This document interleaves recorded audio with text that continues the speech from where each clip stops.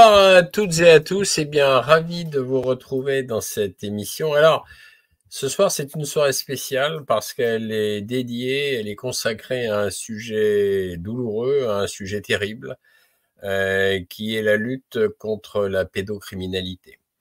Donc pour ça, j'ai deux invités ce soir, formidables et engagés. Bon, le premier, ami internaute, je pense que vous le connaissez tous. Certains, vous le connaissez tous parce que certainement au travers de son média qui s'appelle Altitude. En fait, il est chef d'entreprise depuis 10 ans et il est l'ancien président de l'association Les Alerteurs, dissous par l'inénarrable Darmanin, vous savez, le spécialiste des dissolutions. Et il avait dissous Les Alerteurs le 1er février 2023. Bon, ça n'a pas empêché mon invité de créer Altitude et donc un média libre indépendant et de continuer à donner la parole, bien entendu, à ceux qui ne l'ont pas. Donc, j'ai le plaisir d'accueillir Wari. Bonsoir tout le monde, bonsoir Claude. Bonsoir Wari, bienvenue. Bienvenue, c'est un plaisir. Merci à Alors, toi pour l'invitation. Oh bah, écoute, c'est tout à fait normal. Tu m'as déjà invité tellement de fois que, écoute, je te rends l'appareil, tu vois. Alors, mon deuxième invité, lui, avec son courage et ses engagements, il force le respect, franchement. Alors, il préside l'association Touche pas à mon enfant. Il est photographe, cinéaste et militant associatif engagé. Depuis le 1er février 2024, il s'est mis en marche depuis Albi. Le but de ce périple incroyable est d'arriver le 3 avril à Bruxelles pour y déposer une pétition contre la pédocriminalité. Chaque jour, donc, il parcourt à peu près entre 15 et 30 kilomètres, ça dépend, mais qu'il pleuve, qu'il neige, qu'il vente, il marche. Et il continuera donc, comme je viens de vous le dire, jusqu'au 3 avril 2024 devant le Parlement européen. À ce propos, d'ailleurs, il y a une manifestation prévue. Enfin, il arrive à 16 heures. Donc, il faudra soyez nombreux à l'accueillir déjà au Parlement européen. Mais pour l'heure, donc, j'ai le plaisir de l'accueillir avec nous et il s'appelle Farid, DMS Débat. Bonsoir, Farid. Bonsoir, Claude. Bonsoir, Wari. Merci de m'accueillir ce soir dans votre média. C'est un plaisir d'être parmi vous. C'est un honneur parce que quelqu'un qui, comme vous, marche depuis début février, tous les jours, qui fait quand même entre 15, 20, 30 kilomètres par jour, eh bien, ça force, comme je le disais tout à l'heure, ça force le respect. Alors, avant que je vous donne la parole, j'ai parcouru un peu et j'ai appris quelque chose en parcourant votre site. Comme quoi la France, au-delà du fait qu'on détient en 2024 le record d'être passé à la 2e place au niveau mondial de vente d'armes, puisque nous avons le triste privilège d'être le 2e vendeur d'armes au monde depuis 2024. Je ne savais pas qu'on est aussi le 2e pays, et ça je l'ai lu sur votre site, Farid, celui d'être le 2e pays le plus gros consommateur de contenu pédocriminel en ligne dans le monde, juste derrière les USA. Alors ça, je suis tombé des nues. La France juste derrière les USA, incroyable. Ça expliquerait d'ailleurs pas mal de choses, pourquoi la France va si mal, mais je pense qu'on va y revenir. Et d'ailleurs, vous donnez vos sources, puisque sur votre site, selon l'INSERM, 5 400 000 mineurs auraient été victimes de pédocriminalité entre 1950 et 2020 en France. Et en 2022, 43 202 disparitions de mineurs ont été signalées aux services de police et de gendarmerie, soit plus de 118 enfants par jour.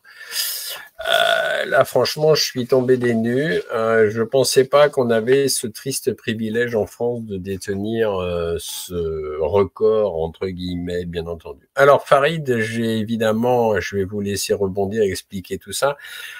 Auparavant, peut-être brièvement, votre parcours, vos engagements et comment ça vous est venu de présider donc l'association que vous présidez aujourd'hui qui s'appelle Touche pas à mon enfant.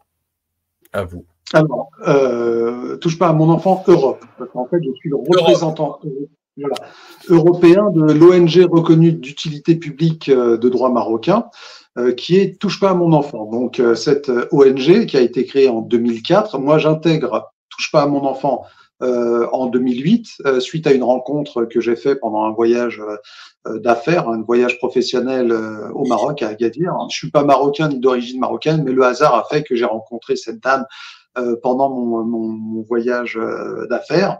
On avait des amis en commun. Elle m'a parlé de son engagement, de son association suite à un terrible événement qui avait touché le fils de sa meilleure amie.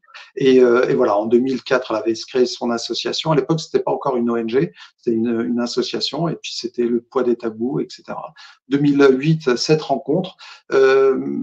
Je vois vraiment l'engagement de cette femme. Je vais voir des victimes. Pour moi, ça me passait par-dessus la tête. Hein, la lutte contre la pédocriminalité, c'est pas quelque chose qui m'intéressait plus que ça. Puis, de toute façon, voilà, qu'un petit peu comme tous ceux que je critique lorsque je marche enfin voilà, pendant tout le parcours où je me dis mais ils sont où les gens? Il faut qu'ils se réveillent. Peut-être qu'à cette époque-là, effectivement, je n'étais pas du tout éveillé. Je n'étais pas du tout au fait de tout ça.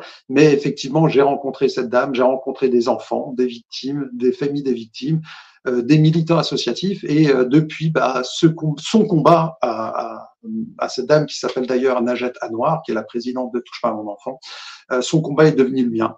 Et depuis 2008, on œuvre au Maroc pour effectivement essayer d'éveiller les consciences. Il y a eu beaucoup de travail effectué, beaucoup de barrières et de lignes franchies. Et là, on va fêter les 20 ans de cette ONG quand même, parce que du parcours, c'est passé d'une association à une ONG, et d'une ONG, elle est devenue reconnue d'utilité publique. Et en fait, depuis quelques temps, surtout après l'affaire, vous savez, de l'ancien ministre de l'Éducation nationale, Luc Ferry, qui avait indiqué sur le plateau du Grand Journal de Canal, que comme quoi il connaissait l'identité de politiques, anciens ministres, qui allaient se fournir en petits garçons à Marrakech. Naturellement, ça c'était en 2011. Hein. Ça fait un tollé au niveau de Touche pas à mon enfant. Et on s'est porté partie civile à cette époque. On a essayé de faire en sorte, effectivement, on a une personne qui se présente comme ayant des informations pour pouvoir, on va dire, identifier des criminels de sa bouche, hein, qui violent des enfants. Nous, en se portant partie civile, on demandait effectivement que la justice française puisse faire son travail et l'interroger, et de savoir exactement quelle est l'identité de ces criminels. Force est de constater que la justice française n'a pas fait son travail. La plainte n'a pas porté, en fait, ça fait pchit, quoi. Il n'y a rien qui s'est passé. Cet homme n'a jamais été interrogé, n'a jamais été mis en examen, parce qu'en fait, quand on connaît l'identité d'un criminel, moi je pensais naïvement qu'on était complice quand on ne dénonce pas le criminel. Eh ben non, en fait, ça dépend des gens, mais ça dépend de l'affaire. Voilà, apparemment, hein, si on connaît, si vous savez effectivement le nom de criminels qui violent, qui violent des enfants, et vous avez le droit de le garder pour vous, et puis la justice vous laissera tranquille. En tout cas, c'était l'amère constat. Et à partir de cette affaire, qui a été très compliquée en fait juridiquement pour l'ONG de pouvoir se porter partie civile en France, il y a eu tout un micmac, etc. Donc à partir de ce moment-là, ça a germé dans sa tête à Najat. Et elle m'a dit, il faut que tu puisses nous représenter justement en Europe, pour pouvoir justement porter la voix de Touche pas à mon enfant, voilà, sur le territoire européen. Ça, c'était la première, on va dire, le point de départ de Touche pas à mon enfant Europe. Donc, quelques années plus tard, donc en 2016, l'association a été créée, et notre champ d'action, c'est effectivement uniquement sur des affaires juridiques ou sur des propositions de loi. Bon. Ça fait 8 ans maintenant que je suis président de cette association qui représente une ONG voilà, qui est, elle, internationale, puisqu'elle a des antennes notamment en Amérique du Nord. Et malheureusement, le constat est juste dégueulasse, quoi. En France, situation des enfants est de plus en plus, est dégradée. L'enfant est de moins en moins considéré et c'est face à ce constat en fait d'impuissance en tant que responsable associatif, que j'ai décidé de me dire bon qu'est-ce que je peux faire à un moment donné où effectivement en tant que réalisateur j'ai fait pas mal de spots de prévention, j'ai fait des documentaires contre dénonçant la pédocriminalité, j'ai fait en tant que photographe des expositions photos voilà, pour dénoncer la pédocriminalité, notamment avec énormément de grands artistes français mais pas que, internationaux, mais c'est pas suffisant. Donc à un moment donné je me suis dit mais qu'est-ce que je peux faire? Je suis arrivé à un moment où il y a pas de, il y a rien, les gens ne réagissent pas, ils sont complètement amorphes, ils sont complètement endormis. Et voilà, j'ai eu cette idée peut-être un peu saugrenue de marcher 1500 km du départ aux abords d'Albi. En fait, le point de départ, c'est très simple, hein, c'est le domaine des MS de Bas, c'est le domaine familial. Donc, on a un château de famille. Et je me suis dit, puisque je suis là-bas, autant faire le point de départ là-bas. Et on est descendu, enfin, je suis descendu à Montpellier, donc en espérant faire un premier rassemblement là-bas. Montpellier, c'était le 9 février, donc j'avais déjà marché 9 jours. Ensuite, Marseille, qui était le 16 février. Et ensuite, pour remonter sur Lyon, troisième rassemblement, le 1er mars. Et ensuite, le dernier rassemblement en date, qui était le 23 mars à Paris. Et voilà, force est de constater, malgré le fait que je suis passé dans le média de Carl Zero, qui a fait une interview spéciale sur la Grande Marche contre la pédocriminalité et qui a fait énormément de vues, malgré le fait qu'effectivement il y a eu beaucoup d'articles de presse dans la presse régionale, etc., dans des passages radio également, les gens ne se mobilisent pas. Hein. Les gens ne se mobilisent pas. Et puis Carl Zero m'en avait parlé. Il avait dit effectivement que il n'avait jamais entendu parler d'une grande marche contre la pédocriminalité, que c'était une première en France. Sincèrement, quand j'ai commencé à marcher, je pensais pas être précurseur de quoi que ce soit, en fait. Enfin, je me suis dit, je vais lancer ça. L'idée, c'est qu'effectivement, les gens se disent, il y a un mec qui est en train de marcher.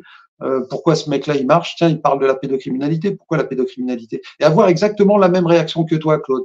Ils se posent, ils lisent les chiffres et ils se disent, ah ouais, quand même. Ah mince, je savais pas que c'était aussi terrible, en fait. Ah, notre pays est aussi malade que ça. Et donc, c'était uniquement ça, l'objectif.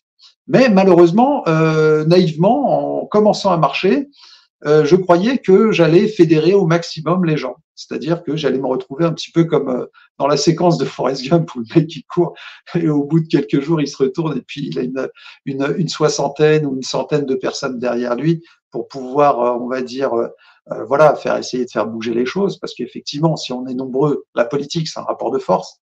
Hein, et que pour pouvoir faire, on va dire, trembler des genoux ceux qui qui nous gouvernent, il faut montrer un certain rapport de force. Et le rapport de force ne se fera qu'avec le nombre.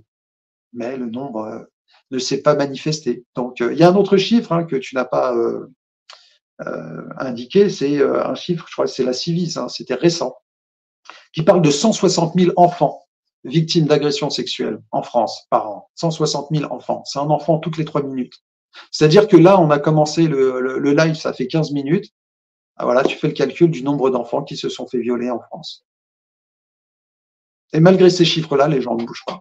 Je regardais la télévision, on a vraiment, j'ai une équipe de fous comme moi, parce qu'il faut être fou pour partir comme ça, 1500 km à pied. Je suis pas sportif, j'ai 47 ans, donc voilà. Je suis parti sans même avec une petite préparation physique parce que je suis pas fou quand même, mais de quelques semaines auparavant. Mais un fou a été suivi par d'autres fous et puis on a avec mon équipe que j'ai envie de dire de fous, on a essayé de prévenir au maximum. On a envoyé des mails, beaucoup de mails à tous les députés et sénateurs français, à tous les médias. Je crois, tout le monde, ils ont dû harceler les médias. Bref, tous les médias mainstream, c'était pas la peine, ils voulaient pas en entendre parler. J'étais en train, pendant qu'on attendait l'interview, j'étais en train de zapper à la télévision et je regardais les reportages. Je me disais, mais C'est-à-dire qu'à l'heure actuelle, sur le journal de 20 heures de TF1, ils préfèrent mettre des reportages complètement inutiles, alors qu'on parle quand même d'un sujet qui gangrène notre pays, la pédocriminalité, et ça n'a pas sa place. Après, je le sais pertinemment pourquoi ça n'a pas sa place. Parce que les gens ne bougent pas. Les gens eux-mêmes en ont rien à cirer. J'ai envie de dire, tu as parlé d'un chiffre qui est effectivement, c'est le chiffre de l'INSERM. 5,6 millions d'enfants de 1950 à 2020, 5,6 millions d'enfants victimes d'agressions sexuelles en France. 5,6 millions d'enfants de 1950 à 2020. Où sont-ils? Je ne vais même pas parler des victimes, je vais parler de leurs familles. Où sont-elles, toutes ces familles? Où sont-ils, les parents? Voilà, ces enfants, toutes les 3 minutes, qui se font agresser sexuellement dans notre pays, où sont leurs parents? Où sont leurs familles? Vous savez, avant de marcher, il y a ma mère qui m'a dit une chose. M'a dit, ne va pas dans cette, ne sert à rien cette marche, n'y va pas. Je lui dis, mais pourquoi? Qui ne tente rien à rien. M'a dit, Farid, sache une chose. C'est illusoire de vouloir aider quelqu'un qui ne veut pas s'aider lui-même. Et c'est un petit peu ce qui se passe à l'heure actuelle. Voilà. C'est tout à fait vrai. Non, mais c'est tout à fait vrai. Malheureusement, on en revient toujours au terrible constat qu'il y a une minorité de gens qui se rendent compte qui veulent bien ouvrir les yeux, et il y a une majorité de moutons et qui se refusent totalement à l'ouvrir, à ouvrir les yeux, et qui préfèrent se réfugier la tête dans le sable. C'est certainement pour eux plus confortable. Mais en réalité, ton discours ne m'étonne absolument pas quand on voit effectivement qu'une grande majorité de gens, c'est pas leur souci, quoi. Tant que ça leur tombe pas sur la tête, c'est pas leur souci. Ce qui se passe dans le monde et ce qui se passe autour d'eux, et même très proche d'eux, ne les concerne pas. Sortis de leur précaré, de leurs petites vacances, leur petite auto et leur petit manteau, comme disait Jacques Brel dans sa célèbre chanson, et c'est ces gens-là.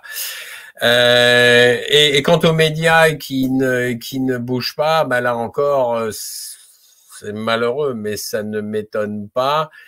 Je dirais presque moi, comme d'autres, on est habitué, puisqu'on ne passe jamais quasiment dans les médias mainstream, et on n'a pas le droit de citer.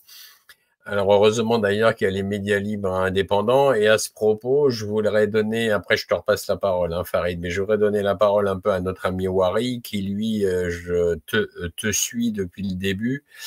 Et bravo à toi, Wari, de suivre Farid. Et je voudrais que tu nous parles un peu, Wari, de ce que tu as pu voir en suivant Farid au quotidien, et puis d'expliquer un peu ton média aussi. Donc, vas-y, Wari, à toi. Eh ben, écoutez, moi, j'ai découvert Farid quelques mois avant qu'il entreprenne cette marche du 1er février. Je l'ai découvert sur les réseaux sociaux, sur TikTok. Et lorsqu'il a entamé cette marche le 1er février, vous m'entendez ou pas? On a un petit problème de bande passante avec toi, mais vas-y, continue. Ouais, je suis désolé, peut-être la connexion n'est pas au top. Voilà, donc je disais, une fois qu'il a commencé cette marche le 1er février, il ne m'a pas fallu longtemps pour prendre la décision de diffuser sa marche, parce qu'effectivement, il fait des lives quotidiennement sur TikTok, et moi, j'ai donc ce petit média Altitude avec les petits moyens que j'ai. J'arrive à diffuser sur plusieurs réseaux sociaux, dont Facebook, Twitter, YouTube, Twitch, des lives. Et du coup, je n'ai pas hésité à demander une seule seconde à Farid si j'avais la possibilité de diffuser. Bien sûr, il a accepté. Donc moi, je diffuse chaque jour quand je peux les lives TikTok qu'il fait au quotidien, chaque étape, depuis quasiment le début de cette grande marche. Et j'ai même pris l'initiative de le soutenir aussi dans cette marche, où je suis allé le rejoindre à la fin du mois de février pour faire 2 étapes avec lui. pour lui donner de la force et bien sûr pour essayer de donner l'exemple. Bon, il y avait d'autres personnes qui avaient marché avec lui jusqu'à là, mais chaque jour, Farid faisait cette marche et on voyait qu'il marchait quasiment tous les jours seul. Et le but, c'est vraiment qu'on donne de la visibilité à cette marche et à cette cause. Donc voilà, tout naturellement, je me suis investi là-dedans pour diffuser et aussi pour le soutenir dans cette marche. Donc voilà, j'ai pas vraiment hésité une seule seconde. Je me suis mis tout naturellement dans son pas et j'ai aussi fait marcher mon réseau pour lui donner la possibilité d'intervenir dans d'autres médias, dont en l'occurrence ce soir TVADP. Donc je t'en remercie Claude et puis sinon pour ma part oui donc moi j'ai ce petit média Attitude que j'ai créé à la suite, comme tu l'as dit en début d'émission, à la suite de la dissolution de l'association Les Alerteurs, à laquelle j'étais le président. Et du coup, j'ai dû repartir de zéro. J'ai voulu continuer cette mission un petit peu d'alerter et de donner la parole à des gens de qualité, des gens, des personnes qui n'ont pas la parole ailleurs, c'est-à-dire qu'on ne voit pas dans les médias mainstream et du coup qui sont un petit peu censurés. Moi, j'ai la possibilité d'avoir cette petite chaîne YouTube avec le petit nombre d'abonnés que j'ai aujourd'hui, d'avoir des contacts et de pouvoir organiser des émissions comme ça. Donc, j'ai une chronique hebdomadaire avec Jacob Cohen, que tu connais très bien. Ça fait maintenant plus d'un an qu'on fait une chronique hebdomadaire. Donc, chaque semaine, le jeudi, on a cette chronique hebdomadaire. Et puis, dans la mesure du possible, quand j'ai le temps, parce que c'est pas évident, hein, on a tous une famille, on a tous une vie professionnelle. Et du coup, ça demande du temps. Bah, quand j'ai le temps, je donne la parole à d'autres intervenants. J'organise des émissions où la parole est ouverte, le débat est ouvert aussi. Donc voilà. Et concernant bien sûr la grande marche, voilà, c'était tout naturel pour moi de soutenir Farid dans cette démarche. Et l'objectif premier, c'était vraiment de donner de la visibilité à cette cause, vu qu'on n'a pas le soutien des médias. Et de tous ces grands médias, ben, nous petits médias, on essaie de mettre la lumière sur cette cause et voilà, je continuerai à le faire tant que je le peux. Voilà. Ben, écoute, bravo à toi, c'est effectivement très, très louable et c'est super. Moi, de toute façon, j'ai quelques contacts en Belgique. J'ai 2-3 médias libres indépendants là-bas que je connais bien. Je vais les alerter pour ton arrivée, Farid, donc le 3, c'est bien ça, hein, c'est le 3 avril à 16h, hein, c'est ça, devant le Parlement européen, c'est bien cela? Oui, c'est ça. J'arrive en Belgique demain, puisque aujourd'hui, Valenciennes, c'était ma dernière étape. C'est la 52e étape, donc 52 jours de marche. Donc, j'ai dépassé les 1000, je crois, les 1400 kilomètres. Je suis aux alentours de 1400, je pense, kilomètres. Je sais pas combien il y a entre Valenciennes et Bruxelles, mais s'il y a 100 kilomètres, j'ai dépassé les 1400. Et demain, je rentre en Belgique. Aujourd'hui, toute dernière étape française. Donc, j'ai tout clôturé en France. J'ai marché très, très longtemps en France. J'ai l'impression d'avoir crié un petit peu dans le désert pendant très, très, très, très longtemps. Et là, il y a 3 jours. Donc, demain, c'est Valenciennes-Mons. Ensuite, Mons-Enghien pour le 1er avril. Et le 2 avril, j'arrive à Bruxelles. Par contre, le 3, donc le lendemain, c'est le grand rassemblement qui est organisé, grand rassemblement devant le Parlement, place du Luxembourg, à 16h. Donc, je serai bien là, je n'arriverai pas en retard, je serai bien là. Et j'invite tous les Belges qui sont sensibles à cette cause, de toute façon, qui n'est pas sensible, à part… enfin bon, bref, je ne vais pas rentrer dans les détails par rapport à ça, parce que je suis un petit peu remonté quand même. Hein. Après 52 jours, j'ai le droit d'être un peu remonté par rapport à tout ça. Mais effectivement, j'invite tous ceux au moins qui ont à cœur la défense des enfants de venir le 3 avril 2024, 16h devant le Parlement européen, place du Luxembourg à Bruxelles. Voilà. Je vais alerter. voilà, de parler des médias alternatifs. Mais j'aimerais aussi rajouter une chose, Claude, même si j'en parle pas très souvent, mais je sais qu'il y a une personne ici en Belgique qui a fait un gros travail de désinformation et de calomnie me concernant, qui est un tout petit média. Et, et, euh, et je pense que si tu dois sûrement penser à cette personne dans tes contacts. Donc, si tu la contactes, ne sois pas étonné qu'elle te balance toute une vague de choses un petit peu farfelues à mon encontre. Pourquoi, je ne sais pas, mais bon, après, cette personne n'a jamais cherché pour quelqu'un qui se dit être un média d'information sérieux, n'a jamais cherché la vérité, c'est-à-dire au moins essayer de moi me poser la question de savoir si toutes les informations qu'on lui avait fait parvenir, voilà, pour discréditer la grande marche contre la pédocriminalité étaient vraies. Et j'ai envie de dire, hein, de toute façon, depuis que j'ai commencé à marcher, je vous cache pas que j'ai une grande vague d'amour, vraiment. Mais de l'autre côté, une vaguelette de haine, mais peu importe, hein, comme on dit, hein, dans une pièce, tu peux dormir très bien, mais il suffit juste d'un petit moustique pour qu'il te casse les couilles pendant toute la nuit. Et je pense que y a pas mal de sympathisants de pédocriminels qui ont un petit peu, qui l'ont un petit peu mauvaise, que la grande marche contre la pédocriminalité ne s'est pas arrêtée avant et continuera jusqu'à son terme à Bruxelles. Et dont cette personne qui est un média belge, hein, a fait énormément de dégâts et il suffira de se poser la question à qui profite tout ça. Est-ce que si demain la grande marche contre la pédocriminalité arrive, on va dire, à ses fins, c'est-à-dire que moi, mon but ultime, vraiment depuis le début, c'est que la lutte contre la pédocriminalité soit déclarée grande cause nationale, donc à partir de ce moment-là, il y a beaucoup de choses qui vont se mettre d'équerre, hein, ça, il faut pas se leurrer. Il y a beaucoup de gens qui risquent de tomber parce que, bon, on sait comment ça se passe, mais une personne qui se dit effectivement travaillant pour la défense des enfants, qui est là à torpiller une grande marche, qui veut in fine que la lutte contre la pédocriminalité soit déclarée une grande cause nationale, travaille pour qui? Est-ce qu'elle est pour le bien commun, pour les enfants, ou de l'autre côté, plutôt pour les pédocriminels? Vous connaissez la réponse. Oui, et je comprends pas, moi, ce genre de personne qui se drape derrière derrière un manteau de grands médias, mais alternatifs, justement pour sauver les victimes et tout, qui fait un travail de sabotage contre la grande marche contre la pédocriminalité. Je mal à comprendre. Dis-nous qui c'est, Farid.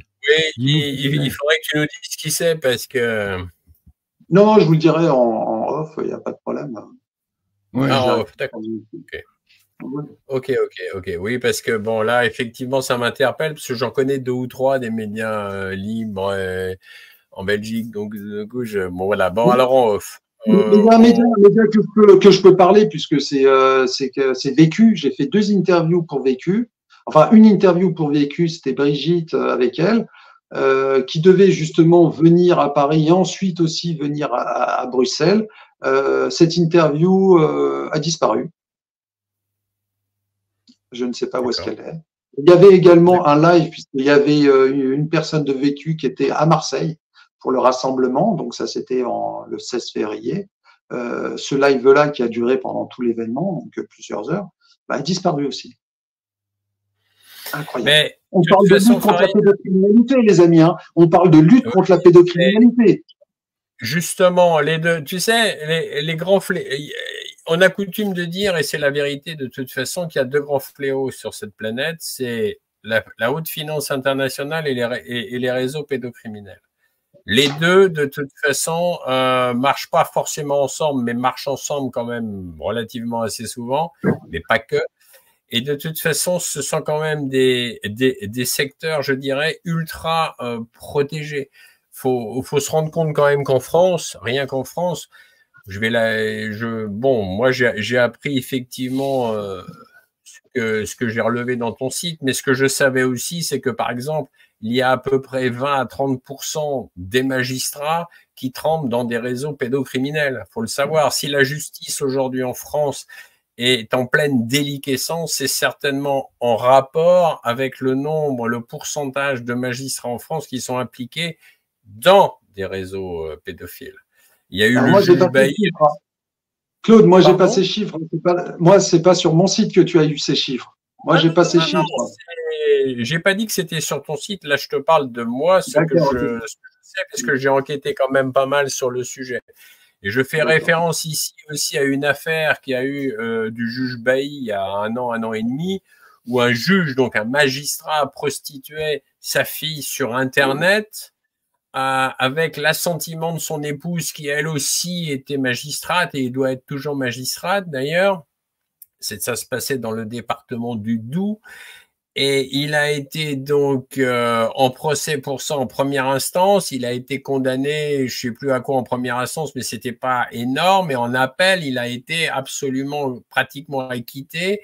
Il a juste été condamné, le pauvre chéri, à 1 an de prison avec sursis pour avoir prostitué sa fille sur Internet. Quant à son épouse, elle n'a pas du tout été inquiétée. Et là, je parle ici d'un couple de magistrats. Donc, c'est lourd, c'est du glauque. J'ai aussi eu témoignage de l'affaire Outreau il y a quelques années en arrière et j'ai connu quelqu'un qui avait enquêté pas mal sur le sujet. Pareil, cette affaire, ça a été profondément cadenassé. Tout est cadenassé. Dès qu'on touche ces réseaux pédocriminels, c'est vraiment cadenassé. Mais Claude, non, mais Claude, là, ça n'a rien à voir. Là, ça n'a rien à voir. Là, ça n'a rien à voir parce que dans le sens où, effectivement, ce sont des… là, en l'occurrence, il n'y a personne qui m'a empêché de marcher, moi. Ah non, ça d'accord. Heureusement d'ailleurs. Il n'y a personne qui est venu frapper devant la porte des gens en leur disant non, vous là, n'allez pas au rassemblement. Sincèrement, Claude, s'il y avait 1000 personnes à marcher à mes côtés, tu penses sérieusement que les médias n'en parleraient pas? Il y a énormément de choses qui tomberaient derrière. Si on était dans des rassemblements, on était 100 000, 200 000 à chaque fois contre la pédocriminalité. Tu penses sérieusement qu'il n'y aurait pas des comptes qu'on demanderait justement à certaines personnes? Il y aurait des fusibles qui sauteraient. Naïf est celui qui croit le contraire. Ah, c'est pas sûr. Je vais te raconter une histoire. On peut dire que c'est pas la même chose. Vas-y. Vas-y, mais je te donne juste un exemple. Si tu veux, au plus haut de la bataille, quand il y a eu la crise sanitaire, le pass sanitaire et tout, on était plus de 150 000 à manifester en plein Paris. Je parle pour un organisateur de manifestation, pas un seul mot dans les médias mainstream. Rien, le gouvernement n'a pas bronché, il n'y a pas eu un seul mot. Pourtant, on était 150 000 pour une manifestation dans les rues de Paris. Au plus haut, c'était les manifestations sous l'égide de Florian Philippot, les Patriotes. À côté de ça, il y avait 2 autres manifestations des Gilets jaunes. On devait être 400 000 dans les rues. Tu en as entendu parler à l'époque? Rien. Personne n'en a parlé, à part les médias libres indépendants. C'est pour ça que je mets tout ça un peu… Mais voilà, mais je te redonne la parole. Non, mais j'aime bien, moi, me baser sur… parce que après, on n'en sait rien concernant la pédocriminalité. Parce que toi, tu parles de rassemblement sur quelque chose de bien précis qui, effectivement, n'a pas donné ses fruits. Mais sur un sujet comme la pédocriminalité, on n'a aucun équivalent. On ne sait pas ce que peut donner 200 000 personnes contre la pédocriminalité, si ça risque de rien faire ou si ça risque de faire tomber des… On n'a pas d'équivalent. Ça ne s'est jamais fait. Donc, à partir du moment où on n'a pas d'équivalent, toi comme moi, on ne peut pas savoir qu'effectivement que ça ne va pas porter ses fruits. Parce que tu es d'accord avec moi, s'il y a 200 000 personnes qui vont aller dans la rue pour se battre contre l'augmentation je sais pas moi, des impôts, ce genre de choses, ça va pas être la même chose parce qu'on sait que déjà il y a eu énormément de manifestations comme ça et qu'effectivement avec l'histoire on voit que bon ça bouge très peu ou ça bouge mais très peu. Mais à contrario, la pédocriminalité, il n'y a absolument rien. Il n'y a pas d'équivalent. On ne sait pas. On ne sait pas si demain il y a 200 000 personnes dans les rues, est-ce que derrière ça va pas déclencher des choses? On n'en sait rien puisqu'il n'y a pas, ça ne s'est jamais fait. Et je vais te faire une petite, on va dire, un petit comparatif, même si ce sont 2 pays différents, mais comme l'association Touche pas à mon enfant Europe dépend de Touche pas à mon enfant, je prends une anecdote marocaine qui s'est passée l'année dernière, en même temps que l'affaire du juge dont tu parlais. Et à cette même période, il y avait pareil l'histoire d'un homme de 25 ans qui a violé à plusieurs reprises une enfant de 3 ans. Ce gars-là, il est sorti libre du tribunal, il n'a pris que du sursis, 5 ans avec sursis. Bref, et il n'y a pas eu des mois plus que ça. Là. Les gens se sont pas. Bref, au Maroc, exactement à la même période, une petite fille de 11 ans s'est fait violer à plusieurs reprises par 3 adultes. Première instance, les coupables, les 3 ont été condamnés de 10 mois à 2 ans de prison. Alors, je te raconte pas, ça a été un tollé total dans le royaume. Nous, au niveau de Touche pas à mon enfant, on a fait ce qu'on avait à faire, c'est-à-dire on a mobilisé les troupes, on est sorti dans les rues, et pas seulement, il y avait tout plein d'autres associations et les gens aussi, par eux-mêmes, ont décidé de sortir dans les rues, les médias en ont parlé, bref, sitting devant les ministères, sitting devant les palais de justice, bref, des slogans vraiment, on en a marre que la justice défende des pédocriminels, ce genre de choses, tu peux imaginer. Dans la semaine, alors que le temps judiciaire est extrêmement long, dans la semaine, et ils ont porté l'affaire devant la cour d'appel. Et de 10 mois, c'est passé à 10 ans, et de 2 ans, c'est passé à 20 ans. Voilà, sous la pression populaire, ce qu'a donné la justice. Certes, c'est une royauté, c'est pas le même pays, c'est pas tout ce que tu veux. Et derrière, il y a eu la pression populaire. Donc c'est pour ça que je te dis que si on avait l'équivalent en France, peut-être, parce qu'on n'a jamais eu ça. Il y a des choses qui changeraient. Donc si demain, suite à l'affaire, par exemple, avec ce juge, on était des milliers à sortir dans les rues en disant ça suffit, ce qui se passe pour nos enfants, c'est la justice signe un blanc-seing à tous les pédocriminels en leur disant allez-y, faites-vous plaisir, violez des gosses. Au pire des cas, si vous vous faites arrêter, bah, vous aurez du sursis. Vous imaginez le genre de message qu'envoie la justice pour tous ces gens-là? Bah, nous, en tant que citoyens, bah, on l'accepte pas. Et on doit sortir, on doit se mobiliser. Et ce jour-là, peut-être qu'effectivement, on aura d'autres décisions de justice. On aura une pression politique qui fera en sorte on va dire, actionner tous les leviers pour faire en sorte que la lutte contre la pédocriminalité soit justement mise en avant. Et on aura également des médias qui se saisira bien sûr de cette thématique, parce qu'on sait pertinemment que ce sont des opportunistes, un petit peu comme les politiques, ce sont des opportunistes. Ils suivent là où il y a de la foule, là où il y a du monde, et ensuite ils s'approprient ça pour se dire oui, c'était mon combat depuis toujours, mais nous on s'en fout, peu importe. L'essentiel, c'est il y a urgence, il faut sauver les enfants, peu importe, il y a urgence. Et le seul problème, c'est qu'en France, on s'en tape des gosses. On s'en fout. Il n'y a pas de grande montée populaire comme ça, il n'y a pas de grand rassemblement, il n'y a rien de tout ça. Et je l'ai compris au bout de 52 jours, après avoir traversé toute la France du nord au sud, enfin du sud au nord plutôt. Et c'est pathétique. C'est pathétique et je finis par croire effectivement que en fait, bah, je marche un petit peu peut-être à contresens parce que peut-être qu'en France c'est culturel la pédocriminalité.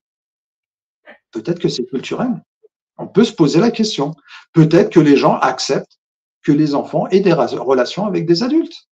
J'en sais rien. Mais force est de constater que les gens ne se mobilisent pas pour ça. Un enfant se fait agresser sexuellement toutes les 3 minutes. On n'en parle pas. Dites-moi la dernière fois que vous avez eu un reportage sur la pédocriminalité en France, dans un grand média. Il y en a très rarement. Voilà. On parle des grandes affaires. Là, la dernière, c'était Judith Godrèche ou Depardieu qui sexualisait une enfant de 10 ans faisant du cheval. Mais parce que ce sont des stars. Et encore, ça fait une petite brève comme ça, fait divers. Oh, regardez le gros dégueulasse et tout. Mais derrière, bah, il n'y a rien qui se passe. Il n'y a rien qui se passe. Donc, quelque part, peut-être que c'est culturel. Peut-être que en France, les adultes aiment les enfants et pour eux, ils veulent normaliser ce genre de relation. J'en sais rien. J'en sais rien. J'espère que non. Mais la passivité des adultes prouve qu'effectivement, il y a un gros problème. Et j'ai appris un autre chiffre. Après, il faudrait le prendre avec les pincettes parce que peut-être qu'il faudrait bien se renseigner là-dessus. Mais effectivement, il semblerait que la France soit le 3e pays le plus gros, on va dire, créateur de contenu pédopornographique. 3e pays créateur de contenu pédopornographique. Ah, décidément, on a tout pour plaire en France. On les cumule. Eric, tu voulais poser une question à notre ami Farid? Oui, je voulais préciser à Farid que depuis 3 ans bientôt que cette chaîne existe, nous avons régulièrement reçu des personnes qui ont été victimes de la pédocriminalité. Nous avons reçu Anneke Lucas à plusieurs reprises et d'autres personnes qui ont été victimes de ces criminels. Alors, c'est un sujet difficile, Farid. C'est un sujet difficile en termes de médias. Nous, on s'oblige parce que c'est un devoir moral.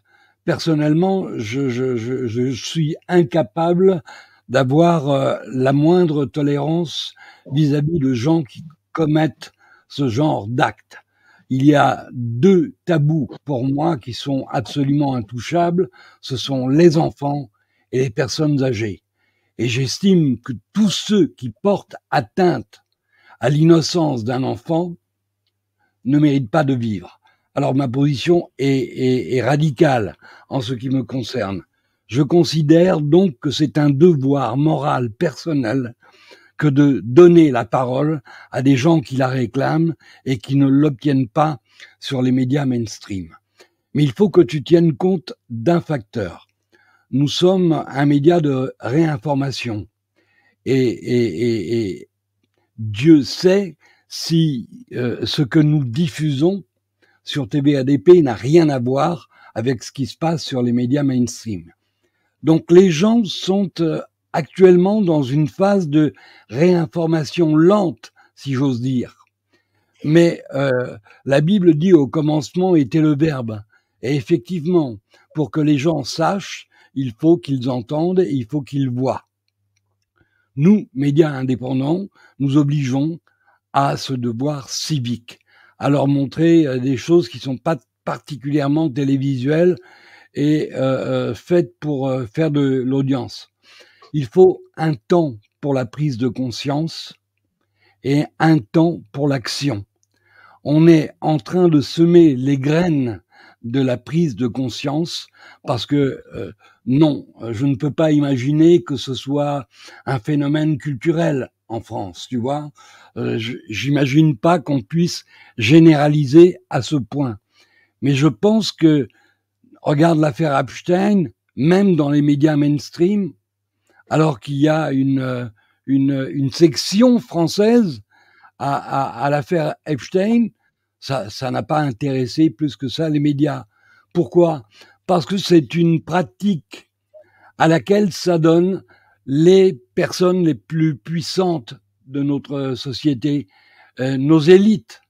La pédophilie fait partie de leur vice, de leur privilège, parce qu'ils se savent intouchables. Alors évidemment, tout est fait pour qu'on puisse mettre le mouchoir sur ce genre de phénomène social qui est inacceptable pour tout être humain normalement constitué, pour tout être humain qui dispose d'une conscience et d'un peu de morale. On ne peut pas accepter ce phénomène comme un état de fait. Il faut qu'il soit dénoncé. Et moi, je te le dis, je soutiens, je suis admiratif de ton action. Bien évidemment, la chaîne est à ta disposition quand tu souhaiteras faire passer un message, parce que tu es, comme on dit, le nez dans le guidon. Tu es au fait des choses. Donc, s'il y a quelqu'un qui puisse témoigner en toute connaissance de cause, c'est toi. Je considère que tu fais œuvre d'utilité publique et que c'est le devoir des médias indépendants attachés à la justice, à la moralité, aux bonnes actions. On ne peut pas tolérer que des adultes tirent profit de l'innocence de nos enfants. Ça, c'est inadmissible. Oui, je suis d'accord avec toi, mais en pointant du doigt les élites à chaque fois, on essaye effectivement de dédouaner monsieur tout le monde. Moi, en fait, quand on fait un rassemblement et que c'est, on va dire, la communication est faite partout. Partout. Nous, au niveau de Paris, on a dû distribuer juste pour le rassemblement du 23 environ 5000 flyers. C'est juste énorme. une émission radio le matin même, plus des milliers de lives juste sur la chaîne de Carl Zero, où il n'y a uniquement que des gens qui sont, on va dire, éveillés sur la pédocriminalité. Il a sa chaîne, elle doit faire 1,5 million d'abonnés. Je dis pas que la vidéo, l'interview que j'ai faite sur la Grande Marche a fait 1,5 million. On va dire que déjà, elle était dans les tuyaux de toutes ces personnes-là. Mais derrière, et même, j'ai même pas envie de parler d'éveil. Les gens pas éveillés, pas très peu, les gens pas éveillés. Je parle des familles des victimes. C'est ça où je suis en train de te dire. C'est-à-dire, juste si on arrivait à mobiliser les familles des victimes, pas les victimes, on va les laisser tranquilles, on va parler des familles des victimes. Non, mais je veux quand même préciser, je veux pas. C'est pas les élites qui leur a dit non, vous sortez pas. Hein. C'est pas les élites. Hein. Farid, pas de malentendu entre nous.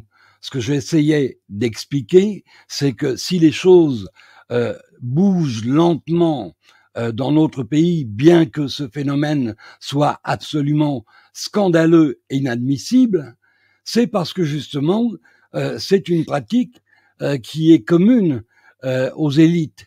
Et c'est la raison de cet immobilisme à la fois de la société, à la fois des médias et à la fois de l'information. Mais tu as tout dit, Eric. C'est exactement ça. C'est pour ça que je parlais de quelque chose de culturel. À partir du moment où on le voit à la télévision, où tu as un présentateur qui a été 2 fois condamné pour détournement mineur, qui est toujours à la télévision et que les gens ils trouvent ça normal, que tu as un Cohn-Bendit qui, on a des archives, disait que c'était super extraordinaire devant un auditoire qui gloussait de plaisir, qui trépignait sur leur chaise quand il racontait qu'une enfant de 5 ans le déshabillait et que c'était formidable. Et ça, c'est normal. Quand tu as des interviews de Claude François qui disait de façon tout naturelle qu'il avait des aventures avec des gamines de 14 ans et au-dessus de 18 ans, limite c'est dégueulasse. Bref, et idem pour Mitterrand dans ses livres, qu'il allait en Thaïlande, soi-disant, pour aller voir des jeunes adultes, alors qu'il y en avait bien sûr à Paris. Il n'y a pas besoin de prendre un voyage pour aller en Thaïlande pour se taper des jeunes adultes, alors qu'on savait pertinemment que dans son livre, quand il parle de garçon, et ben effectivement il parle d'enfant, mais bien sûr comme il a vu qu'il y a eu un tollé quand même derrière, eh ben ça posait problème. Quand on a des Maznev à la télévision qui parlent devant Pivot, qui trépignent de bonheur quand ils parlent de Jouversel de 14 ans, non mais vous en rendez compte? Bien sûr que c'est culturel à partir du moment où pendant les années 70, dans Libération, vous avez Simone de Beauvoir, vous avez Sartre qui signe une tribune pour justement faire en sorte de pouvoir légitimer des relations d'amour entre enfants et adultes. Bien sûr que c'est culturel. Et bien sûr que derrière, on essaye de faire croire que la population, à force de voir tout ça, de se prendre ça en pleine figure, ils se disent oui, en fait, à quoi bon, puisque de toute façon, c'est mignon un président de la République avec sa professeure qui a 40 ans et lui, il avait 14 ans. De toute façon, ça n'a pas l'air de bien faire de mal, puisque s'il est devenu président de la République, ça ne lui a pas porté préjudice. Oui, au sommet de l'État, on a l'exemple même de la pédocriminalité. Et vous me parlez que ce n'est pas culturel. Mais regardez juste l'état de la France, comment on décrit la France dans le monde entier, juste dans tout ce qui est, on va dire, les pays anglo-saxons. Vous allez voir, c'est terrible, l'image même du couple présidentiel. Les gens se posent comment ça se fait que les Français ne se sont jamais posé la question sur la pédocriminalité du couple présidentiel.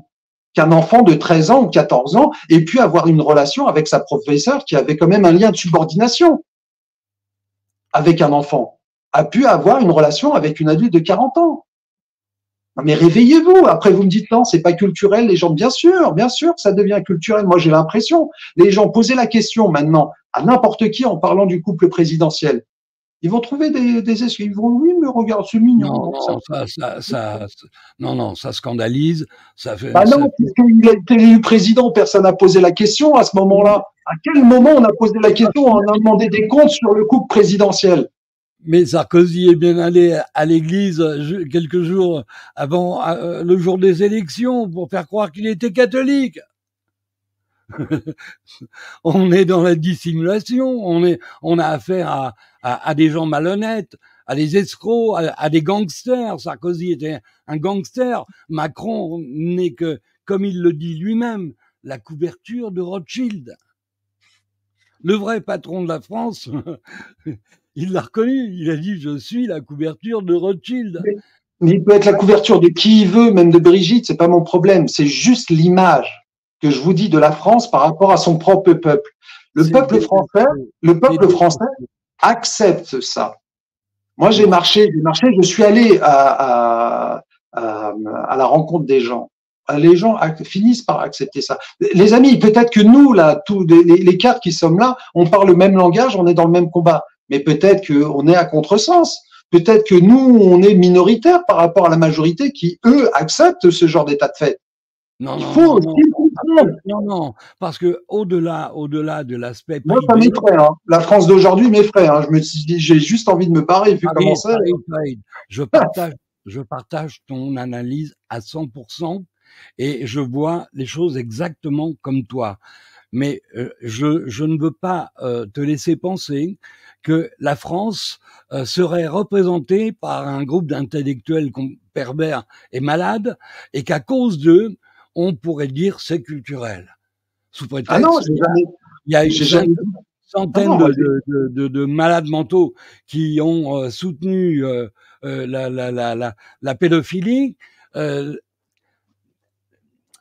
Cohn-Bendit, il peut pas se promener tout seul dans la rue.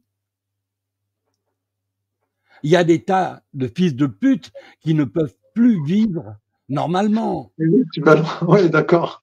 Enfin, pas vivre normalement, tout va bien. Ils n'ont jamais été, ils n'ont jamais eu de problème. Hein. En ce qui concerne Cohn-Bendit, je l'assume ouvertement, qu'un personnage puant comme celui-là, avec ce qu'on sait de lui, continue à se pavaner sur des plateaux de télévision dans les médias mainstream, mais c'est une honte à la fois pour ceux qui les accueillent, mais c'est une honte aussi pour nous, parce que c'est la preuve que ces gens n'ont rien à foutre. Ouais, tu me rejoins, Eric. Qui faisons rien pour empêcher ces gens-là de continuer allègrement. Il est où le signalement à l'Arcom? Normalement, il devrait y avoir des milliers et des milliers de signalements à l'Arcom. On devrait faire le pied de grue devant l'Arcom pour demander des comptes, pour dire qu'effectivement, il faut assainir tout ça. Non, mais pour moi, ces gens ont leur place soit dans des asiles, soit dans des prisons, mais sûrement pas au milieu de la société. Donc, je ne peux pas te laisser penser que ce soit culturel. Parce que les gens qui sont scandalisés autant que toi et moi, à mon avis, en France, ils sont légion. Le problème du français, c'est qu'il est pas... Je veux bien, mais ils sont où? Moi, je suis d'accord avec toi. Enfin, je l'espère. Mais ça fait 52 jours que je marche. Ils sont où? Je les vois pas. J'appelle. Je dis, oh, vous êtes où? Rejoignez-moi. Mais c'est simplement parce que t'es pas passé sur TF1. Si t'étais passé sur TF1, il y aurait du monde le long de ton parcours.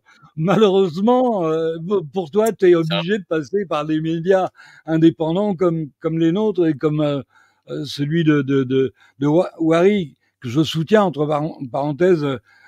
Jacob Cohen est un bon ami personnel et un bon ami de la chaîne, et je suis ravi que tu lui donnes la parole toutes les semaines, parce que moi j'espère que Jacob Cohen finira président d'Israël. Ce sera plus doux pour les Palestiniens. Mais Farid, si je peux me permettre, le grand problème, j'en ai discuté avec un ami il y a pas longtemps, le problème c'est qu'en France, mais ça doit être le même cas un peu dans des pays européens, mais je reste en France, il y a à peu près 20 millions de personnes, toutes classes sociales confondues, qui le soir sont uniquement scotchées devant les journaux télévisés de TF1, de France 2 et de France 3, sans parler même de BFM TV, de LCI, de CNews, etc. Là, on parle juste des JT, TF1, France 2, France 3. Ça veut dire qu'il y a 20 millions de gens qui ne s'abreuvent que des JT que je viens de citer et qui n'en tirent que comme unique source d'information. Donc, ce qui veut dire que ta marche que tu viens de faire depuis 52 jours, eh ben, il y a 20 millions de gens qui ne le savent pas parce que juste ils ne s'abreuvent que par les JT de TF1, France 2, France 3. Ceux qui ne les dédouanent pas, je suis pas en train de dédouaner les 20 millions de Français qui se font lobotomiser le cerveau tous les jours que Dieu fait. Hein. Ça, c'est clair, je ne les dédouane pas. Mais c'est une constatation. Et malheureusement, aujourd'hui en France, on en est là. Ça veut dire que moi, je discute facilement avec des gens dans la rue quand je fais mes courses et peu importe. j'ai rencontré des gens, des fois, ils me regardaient avec des yeux ronds comme des soucoupes en me disant, mais ah bon, il y a des médias libres indépendants, ça existe? Et oui, ça existe. Et quand je commençais à leur citer quelques-uns, ils me regardaient avec des yeux, ah bon? Ben, vous savez, nous, on regarde que TF1, France 2 ou France 3. Ah ouais, ouais, ouais. Non mais voilà, ça c'est un énorme problème. C'est en train de changer, Claude. C'est en train de changer parce qu'il y a quand même, il y a quand même des indicateurs importants. Un journal comme Le Monde, qui il y a encore une vingtaine d'années se vendait à 300 000 exemplaires jour. Oui, c'est vrai. Aujourd'hui, est passé à 25 000 jours. Oui. Pour un journal comme Le Monde. Bon, de Torchon Libération. Je pourrais te donner les autres chiffres pour les autres journaux. Ils sont en chute libre. Donc déjà, on a une source de désinformation en moins, en tout cas en voie de disparition, je l'espère, au profit de sites de réinformation comme Profession Gendarme ou nos amis de Réseau International et de bien d'autres. On est en train de gagner, à mon avis, la bataille de l'information. La preuve, c'est que les gens se fient davantage à l'info qu'ils trouvent dans les médias indépendants que à la télévision, puisque 76% d'entre eux considèrent la télé comme un instrument de propagande et de manipulation de l'opinion publique. Donc il y a quand même des prises de conscience sur des aspects comme celui-là qui doivent être considérés, à mon avis. Il faut du temps, mon cher Farid. La cause est noble. Oui, mais je vais rejoindre un peu ce que disait Farid. Le problème, c'est que du temps, on en a de moins en moins et qu'il faudrait que les choses s'accélèrent un peu, quoi. Je parle pas pour nous, hein, ni pour Farid, ni pour Wari, ni pour toi, Eric, et ni pour moi, mais malheureusement, il faudrait que les gens, c'est bien, mais d'un moment, pendant ce temps-là, je rejoins un peu ce que disait Farid. Pendant que nous parlons, il y a un certain nombre d'enfants qui se font violer toutes les... Oui, et ben c'est... Là, par exemple, ça va faire une heure de live. Il y a 20 enfants qui se sont fait agresser sexuellement. 20. Pendant juste une heure de live. C'est ça le truc. En tout cas, Farid, bravo, parce que faut le faire. Et alors, si je comprends bien, tu t'es retrouvé souvent à marcher quasiment tout seul. Oui. Bah, pas tout le temps, mais sur des étapes très délicates, oui, ça m'est arrivé, oui, de braver, comme qui dirait, des trompes d'eau, de la grêle, de la neige, dans des situations très délicates où effectivement j'étais limite en hypothermie, ou si je n'avais pas, comme qui dirait, eu l'assistance, parce que j'ai l'assistance d'une personne qui me suit tout le temps en véhicule, qui me devance à chaque fois pour pouvoir permettre à tout ce qui est soins médicaux, etc., etc. Parce que l'objectif, c'est pas que je me mette en danger non plus. C'est effectivement que je puisse marcher, mais effectivement aussi alerter les médias, mais avec une certaine sécurité. J'ai un certain âge, voilà, j'ai besoin de prendre beaucoup plus de temps, effectivement, pour la récupération physique, parce que j'ai marché avec même des coureurs, des coureurs professionnels qui font de la course pendant plusieurs jours non-stop. On m'ont dit effectivement, en tout cas la première étape avant la pause parisienne, qui était 46 jours consécutifs de marche, c'est-à-dire à peu près j'étais à 1200 km. M'ont dit c'est énorme. C'est énorme parce que pour quelqu'un qui déjà n'est pas sportif, bah, c'est très compliqué. Voilà. Mais bon, l'aspect sportif en soi, on s'en fout, c'est pas ça le plus important. L'idée, c'était de faire un truc complètement dingue pour essayer de mettre le focus sur le fléau de la pédocriminalité, et puis d'en faire, comme qui dirait, l'occasion d'en parler, comme un petit peu aujourd'hui. Par exemple, vous m'invitez sur votre média, parce qu'effectivement, 1500 km à travers la France et la Belgique pour alerter de la pédocriminalité, c'est plutôt original. Et c'est dans ce sens-là que je me suis lancé ce pari complètement fou. Et ça a interpellé quand même, ça a interpellé. Mais je tiens aussi à signaler, ne pas être intéressé par rapport aux 20 millions d'endormis devant leur télévision, leurs journaux de TF1, France 2 et tout le reste.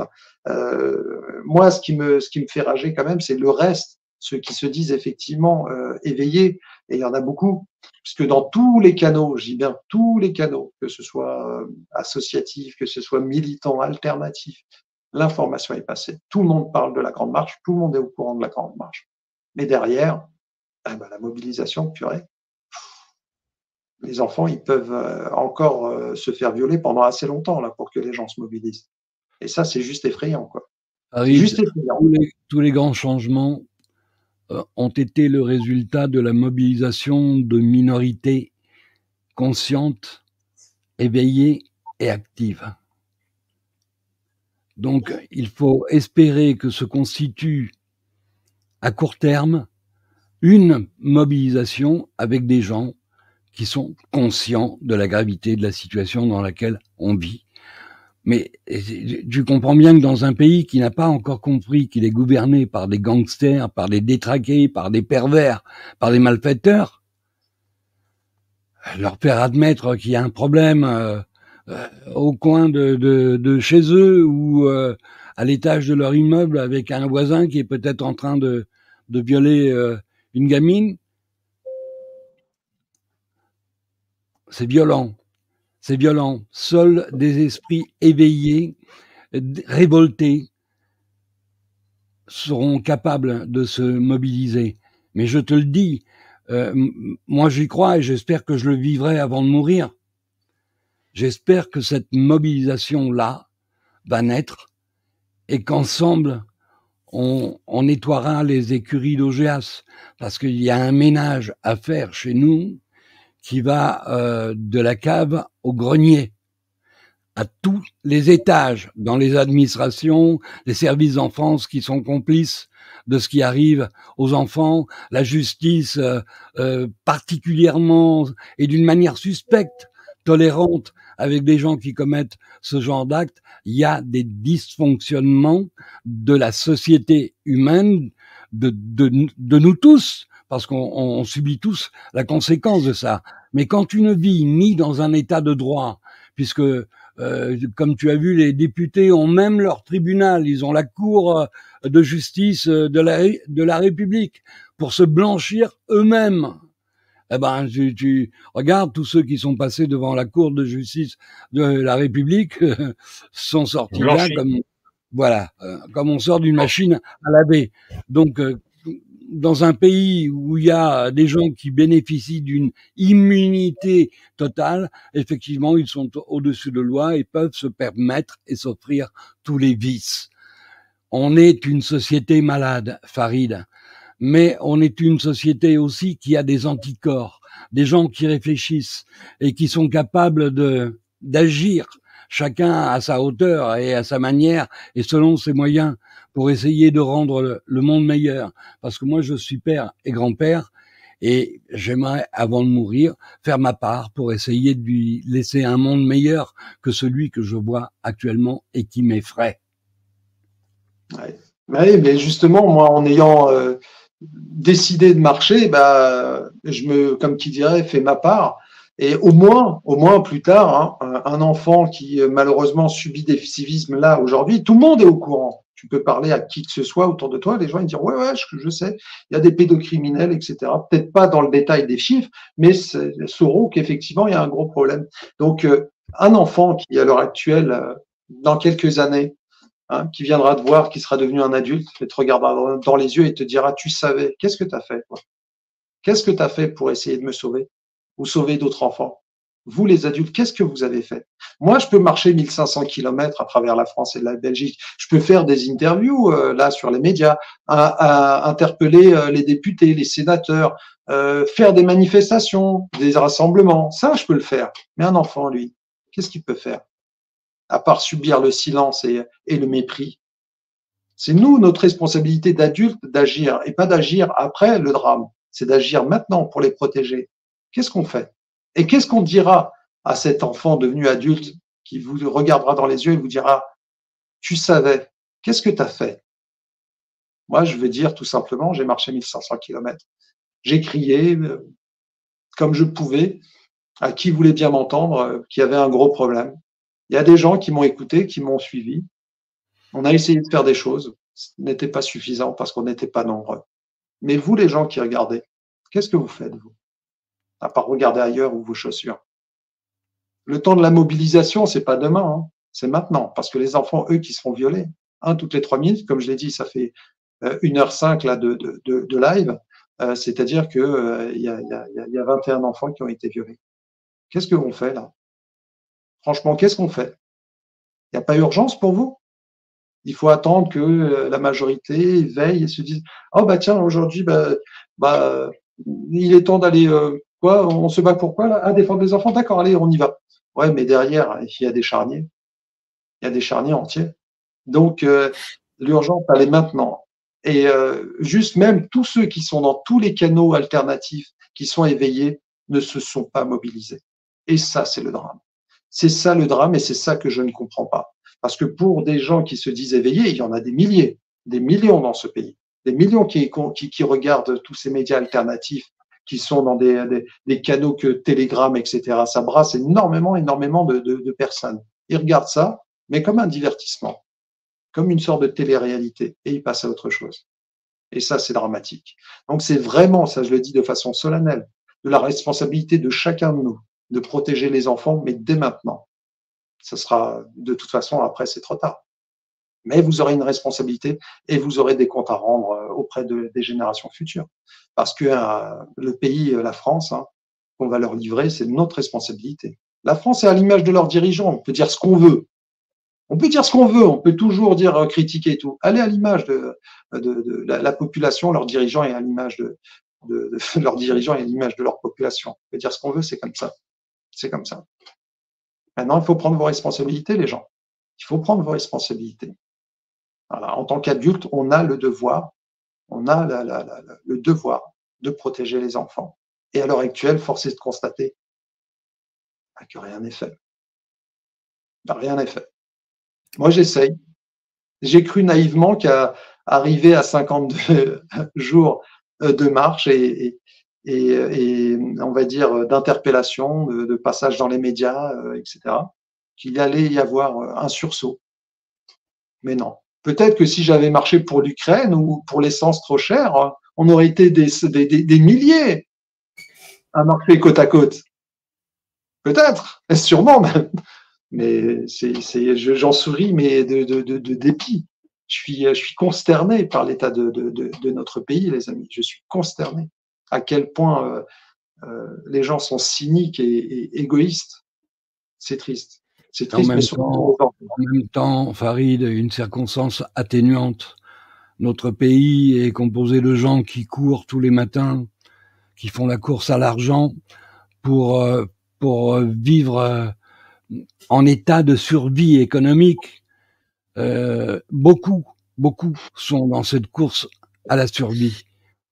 Donc, on les maintient volontairement sous ce stress, sous ce régime, parce que comme ça, ils n'ont pas le temps de réfléchir, ils n'ont pas le temps de se poser des questions, ils rentrent chez eux, ils sont complètement vidés d'avoir vendu leur temps de vie en échange de quelques euros, et puis de se retrouver le soir en état de légumes, insensibles et imperméables à ce qui se passe dans le monde.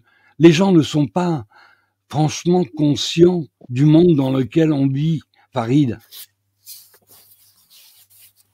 Ouais, je suis pas d'accord, mais c'est pas grave, hein, qui courent après l'argent. Après, quand leurs enfants seront passés par là, ils seront encore obligés de courir encore plus après l'argent parce qu'il faudra payer cette fois-ci des heures et des heures de psychanalyse et de pédopsychiatre. Donc oui, qui court encore voilà, qui court après l'argent, il n'y a aucun problème.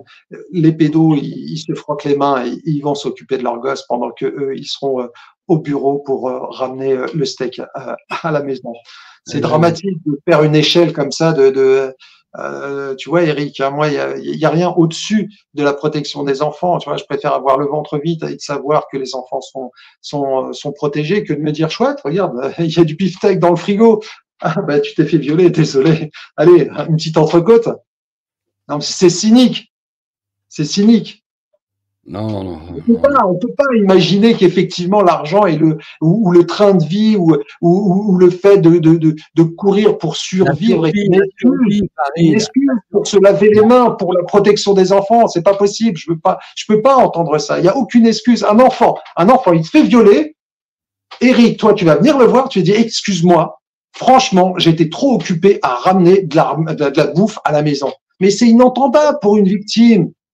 C'est pas possible d'avoir ce genre d'argument pour pouvoir justifier le silence et l'anesthésie des adultes. C'est pas possible, Eric. C'est impossible. Les enfants, ils ne peuvent pas entendre ça. Ils ne peuvent plus entendre ça. On peut plus se laver les mains et utiliser ce genre d'argument pour se dire, mais de toute façon, bah, j'étais occupé ailleurs. Il fallait bien que je ramène l'argent à la maison. Mais bon, voilà. Un enfant, tu vas lui dire ça, mais il va te détester jusqu'à la fin de ses jours. C'est pas possible.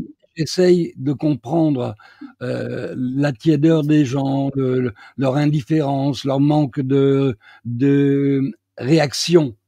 C'est ça que j'essaye de faire. Je pose des questions. Je dis, ces gens sont sous pression, ils vivent une vie de merde. Bon, peut-être que la vie de merde qu'ils mènent fait qu'ils sont un peu moins réceptifs à la souffrance des autres. Je sais pas. J'essaye de comprendre. C'est intéressant de se poser la question, Eric. Oui, c'est vrai. Et quand je te dis qu'on vit dans une société malade, oui, on est une société malade pour de multiples raisons. Voilà.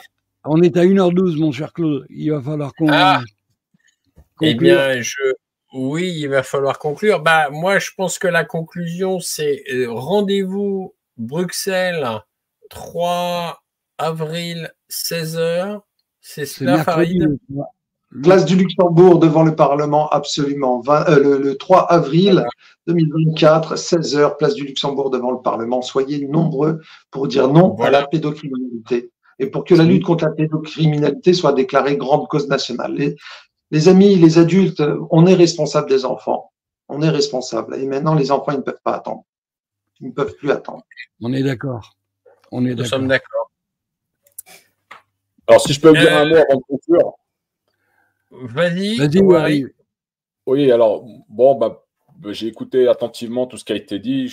Voilà, on est absolument tous un petit peu dans le constat de comment se fait-il qu'il n'y a pas plus de mobilisation que ça. Et effectivement, moi, je l'ai vu parce que j'ai suivi la marche depuis le début. Marseille, Lyon.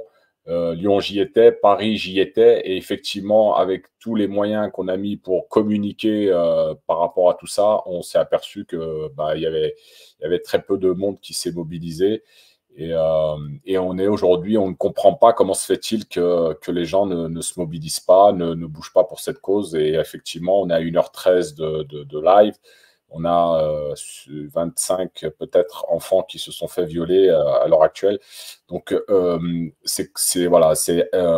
notre cerveau n'arrive pas à… Voilà, l'humain, je ne comprends pas. On n'a pas les mots, on trouve pas les mots. On a essayé de chercher des solutions, de comprendre pourquoi, comment. Mais malheureusement, voilà, le constat est là. Il n'y a pas de mobilisation.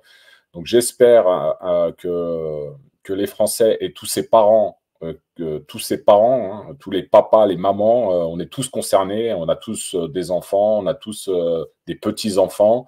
Et pour l'avenir de nos enfants, justement, j'espère qu'il va y avoir un déclic très rapidement parce que le temps presse. Et voilà, on se doit absolument de se mobiliser pour nos enfants. Par tous les moyens. Voilà, vous avez tous la possibilité de faire quelque chose, faites-le. Là, si vous pouvez partager justement le fait qu'il y ait un rassemblement le 3 avril à Bruxelles, faites-le, ça ne coûte rien, c'est un clic, voilà, faites-le. Et si vous avez la possibilité de faire plus, par exemple, adhérer à l'association de Farid, à laquelle il est président, Touche pas à mon enfant, il faut, voilà, si vous avez la possibilité de le faire, faites-le. Si vous avez possibilité d'aider financièrement ou de quelle que soit la façon vous avez la possibilité, faites-le, ça ne coûte rien et tout ça, dites-vous que c'est pour les enfants. Voilà. Ce sera mon mot de la fin. Juste dernière chose, n'hésitez pas, pour celles et ceux qui ne sont pas abonnés à ma chaîne, je fais un petit peu de pub aussi, Altitude, vous avez le lien, vous pouvez retrouver le lien facilement sur YouTube. Et merci à Claude et à Eric pour cette invitation. Et Farid, grande force à toi pour terminer cette marche. Et de toute manière, nous sommes en contact et nous le resterons. Voilà, excellente fin de soirée à tous et merci encore pour l'invitation. Merci. Ne nous quittez pas parce qu'on quitte, nous, YouTube, mais nos programmes continuent sur tvadp.fr. Merci beaucoup, Farid. Merci beaucoup, Wari. Merci, Claude. Merci à tous les trois et on peut se retrouver juste après un peu en off si vous voulez bien. Merci à toutes et à tous de nous avoir suivis et donc rendez-vous Bruxelles 3 avril 16h devant le Parlement. Merci. Merci, au revoir. Merci. Au revoir.